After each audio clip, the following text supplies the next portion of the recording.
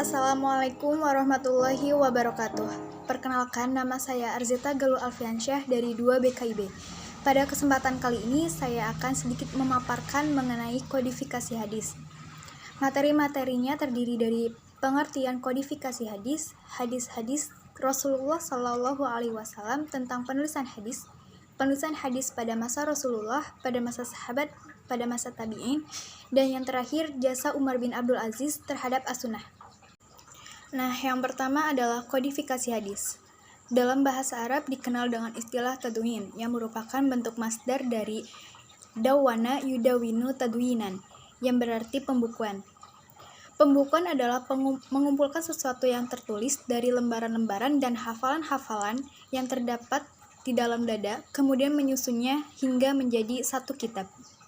Hadis-hadis Rasulullah tentang penulisan hadis. Nampaknya ada dua kelompok hadis yang saling bertentangan, yaitu hadis yang menganjurkan dan hadis yang melarang. Menurut Rashid Ridho, di antara hadis larangan yang paling sahih adalah hadis Abu Sa'id Al-Khudri yang diriwayatkan oleh Muslim, yang artinya, janganlah kamu menulis apapun yang bersumber dariku, kecuali ayat-ayat Al-Quran, dan barang siapa yang telah menulis apa yang bersumber dariku selain Al-Quran, maka hendaklah ia menghapusnya.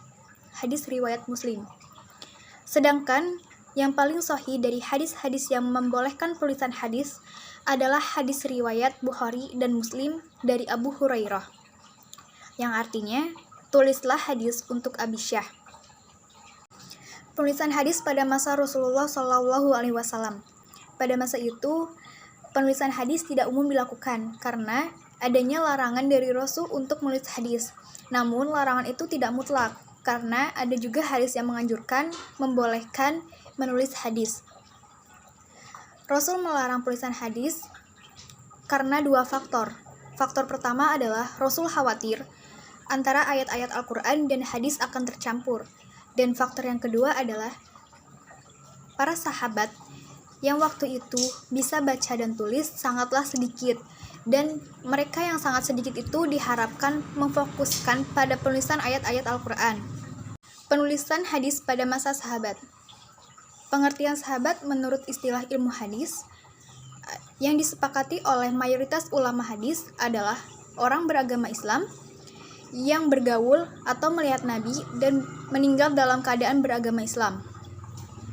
Keterlibatan sahabat dalam proses diterimanya hadis adalah sebuah keniscayaan baik hadis yang diriwayatkan secara lisan maupun tulisan.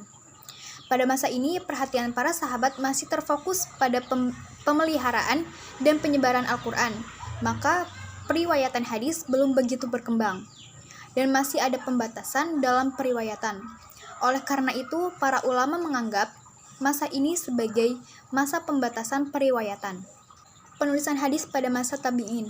Pada masa ini, kodifikasi hadis telah menggunakan metode yang sistematis, yaitu dengan mengelompokkan hadis-hadis yang ada sesuai dengan bahasanya, walaupun dalam penyusunannya masih bercampur antara hadis Nabi dengan kaul sahabat dan tabi'in. Barulah pada awal abad kedua Hijriyah, kodifikasi hadis telah dipisahkan. Yang terakhir, jasa Umar bin Abdul Aziz terhadap as-sunnah.